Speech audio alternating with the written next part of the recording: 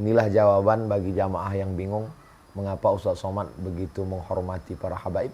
Mengapa Ustaz Somad kalau ketemu mencium tangan habaib. Kenapa Ustaz Somad tidak pernah bicara berani di depan Habib Umar, hanya bercerita tentang mimpi jamaah.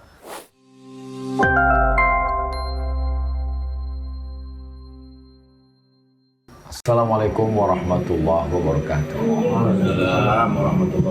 Alhamdulillah wassalatu wassalamu ala rasulillah wa ala alihi wa sahbihi wa man tabi'ahu wa mawalah. Subhanaka la ilma lana illa ma 'allamtana innaka antal alimul hakim. Rabbi shrah li sadri wa yassir li amri wa hlul 'uqdatam min lisani yafqahu qawli. Shalli ala sayyidina Muhammad wa ala ali sayyidina Muhammad. Al-Fatih lima wa khatim lima sabaq nasir al-haqq bil haqq al-hadi ila siratal mustaqim. Wa ala alihi haqqa qadrihi wa miqdarihi al-'azim. Ahibbai wa aizai, para pemirsa Al-Idrus TV yang dimuliakan Allah Subhanahu wa taala. Kata Nabi Muhammad SAW 1400 tahun yang lalu, man ya'ish ba'di fasayara ikhtilafan katsira.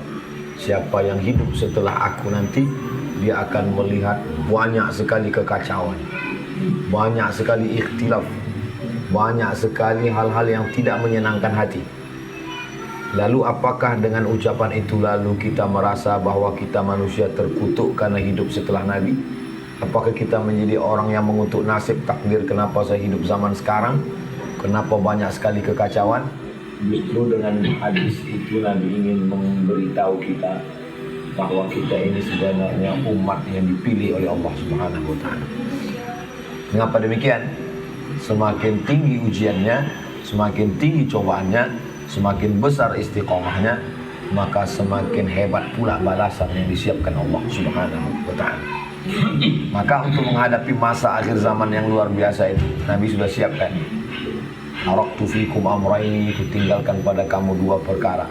Inta masaktum bihima, kalau kamu pegang dua ini, lan tadhillu abada, kamu tidak akan hanyut. Ibarat air banjir bandang, maka tangan ini mesti berpegang pada dua pegangan yang kuat. Kalau kamu pegang, kamu tidak akan hanyut. Kalau kamu lepaskan, kamu akan mati. Mungkin badannya hidup, tapi ruhnya, jiwanya sudah mati. Sehingga kita menjadi zombie, mayat-mayat yang bertebaran. Apa yang dua itu? Yang pertama, kitab Allah. Alhamdulillah, kitab Allah sekarang begitu banyaknya wakaf Al-Quran. Kitab Allah, rumah-rumah tahfiz Al-Quran. Dari mulai TPQ, Taman Pendidikan Quran, TK Quran, SD Quran, SMP Quran, SMA Quran. Jangan lupa, Al-Quran tinta yang ditorehkan di atas kertas. Dia tidak bisa menjelaskan dirinya. Maka yang menjelaskan Al-Quran ini Nabi tinggalkan satu lagi. Kitab Allah Al-Quran wa idrata ahli bait, dan ahli bait. Hari ini saya sedang bersama dengan ahli bait zuriyat Rasulullah SAW. Sayyidi Al-Habib Idrus, Sayyidi Al-Habib Umar, Sayyidi Al-Habib Abu Bakar, Sayyidi Al-Habib Ali Zainal Abidin, beserta para sadah, para habaib. Maka kalau kita pegang di akhir zaman ini dua, inilah jawaban bagi jamaah yang bingung mengapa Ustaz Somad begitu menghormati para habaib. Mengapa Ustaz Somad kalau ketemu mencium tangan habaib. Kenapa Ustaz Somad tidak pernah bicara berani di depan Habib Umar, hanya bercerita tentang mimpi jamaah. Kenapa Ustaz Somad mendatangi Habib Idrus, Habib Taufik As-Segaf, Habib Segaf Baharun? Jawabannya adalah ini. Karena akhir zaman ini luar biasa godaannya, pegangan kita cuma dua. Apa yang Ustaz rasakan dekat dengan para habaib? Hati saya terang. Apa yang Ustaz Somad rasakan dekat dengan para habaib? Seperti handphone yang sudah lowbat, lalu kemudian begitu dicaskan kembali, saya kembali bersemangat. Jadi kalau ditanya, Ustaz minum apa, Ustaz makan apa, Ustaz ada suplemen khusus? Tidak ada. Sampai hari ini yang membuat saya kuat adalah ketika saya bertemu dengan dua pewaris Nabi. Yang pertama yang mewarisi darahnya, yang mewarisi ilmunya, habaib. Yang kedua tidak mewarisi darahnya, tapi mewarisi ilmunya. Itu yang disebut dengan al-ulama warasatul anbiya. Kalau mau selamat di akhir zaman, jangan tinggalkan pegangan ini. Berapa banyak kita lihat na'udzubillah menjadi agnostik, tidak percaya kepada agama tapi mengaku bertuhan.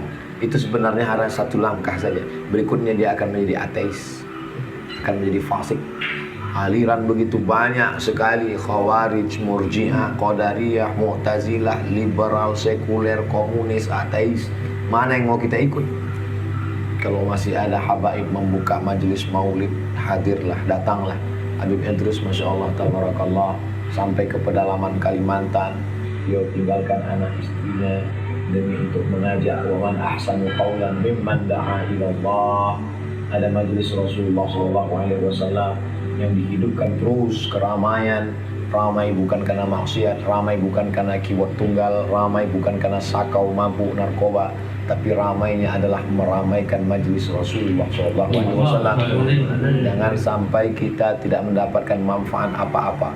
Pernah hidup, pernah sezaman dengan para habaib, pernah dekat dengan habaib, satu kota, satu negeri, tahu informasinya, tapi tidak datang. Seperti ayam mati di lumbung padi, bukan karena kelaparan, tapi karena tidak mau menggunakan potensi dirinya untuk mengambil rahmat nikmat yang diberikan Allah Subhanahu wa Ta'ala. Orang kalau tidak makan dia akan mati, tapi yang mati itu jasadnya. Tapi kalau ruh ini tidak makan, makanannya adalah majlis, makanannya adalah sholawat, makanannya adalah zikir, makanannya adalah maulid, makanannya adalah silaturahim, makanannya adalah liqa, majalah satu salihin, makanannya adalah tausiah, makanannya adalah mau'izah hasanah. Maka insyaallah mathalul ladzi yadhkurullah wal ladzi la yadhkurullah, perumpamaan orang yang berzikir hatinya mengingat Allah dan orang yang lalai, kamathalil hayy wal mayyit, seperti orang hidup dan orang mati.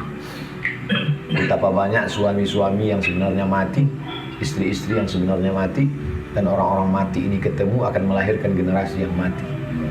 Jasadnya hidup tapi ruhnya, spiritnya mati. Maka mereka yang sudah berjuang, berjihad di jalan Allah untuk menghidupkan kita, ibarat hujan lebat yang turun, jangan bersembunyi di bawah atap, jangan bersembunyi di bawah daun, karena kalau kita tidak kena air ini, kita akan kering kerontang, jiwa kita kering dan mati. Akhirnya mencari pencerahan melalui bukan ajaran Nabi Muhammad SAW. Faqad dhalla dhalalan ba'ida, semakin sesat, semakin jauh dari jalan Allah Subhanahu wa Ta'ala. Bagi yang sudah ikut bermajlis, ikut majlis Rasulullah SAW, maka peganglah, terus kuatkan hati. Bagi yang belum, masih bimbang-bimbang, berdoa kepada Allah, ya muqallibal qulub, engkau yang membolak-balikkan hati, sabbit qalbi, kokohkan hatiku, kuatkan hatiku. Yadullah ma'al jamaah, pertolongan Allah itu ada bersama jamaah. Alaikum bil jamaah, hendaklah kamu berjamaah. Iyyakum wal furqah, jangan sendirian. Man syadda syadda fil nar, siapa yang sendirian akan masuk neraka, karena godaan begitu dahsyat. Jadikan tontonan yang bisa dijadikan sebagai tuntunan. Kita tidak pernah lepas daripada handphone, tapi apa yang kita lihat di handphone itu, alhamdulillah, yang kita lihat adalah Al-Idrus TV, kajian para habaib. Tidak hadir ke majelis karena satu dan lain hal, jangan tinggalkan ini. Ma la yudraku kullu, la yudraku kullu. Kalau tidak bisa ikut semuanya, jangan tinggalkan semuanya. Kalau tidak bisa live langsung, jangan tinggalkan yang ada di handphone. Jadikan itu sebagai tontonan. Setelah nonton, jangan bahagia sendiri, jangan masuk surga sendiri, jangan jiwanya tenang sendiri. Berbagi kepada teman, kawan, sahabat, di-share itu berita-beritanya ke grup-grup yang sudah ada di kotanya majelis, tapi hanya baru sekali. Usahakan yang sudah merasakan kebahagiaan, ketenangan, turunnya sakinah ke dalam hati, jangan hanya sendiri berbahagia, ajak teman, kawan, sahabat semua, karena orang beriman tidak mau masuk surga sendirian. Apakah kita akan bersama dengan Rasulullah SAW nanti? Insya Allah, saya yakin dan percaya saya akan bersama dengan Sayyidi Al-Habib Idrus, saya akan bersama dengan Sayyidi Al-Habib Omar, saya akan bersama dengan Sayyidi Al-Habib Abu Bakar, saya akan bersama dengan Ahli Hassada. Kenapa? Karena Nabi mengatakan al-mar'u ma'a man ahab, orang akan bersama dengan siapa yang dia cintai.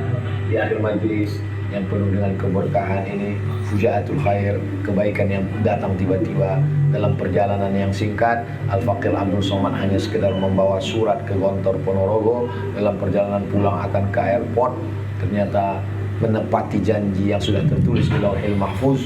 Rupanya hari ini ditakdirkan Allah bertemu dengan orang baik di majelis yang baik, lengkap semuanya, dari mulai santapan zahir sampai batin, dari mulai kenikmatan rasa di lidah yang bersifat materi sampai kenikmatan telinga mendengarkan qasaid dan nasyid, sampailah akhirnya mendapatkan keberkahan daripada ahli bait kemudian Nabi Muhammad SAW.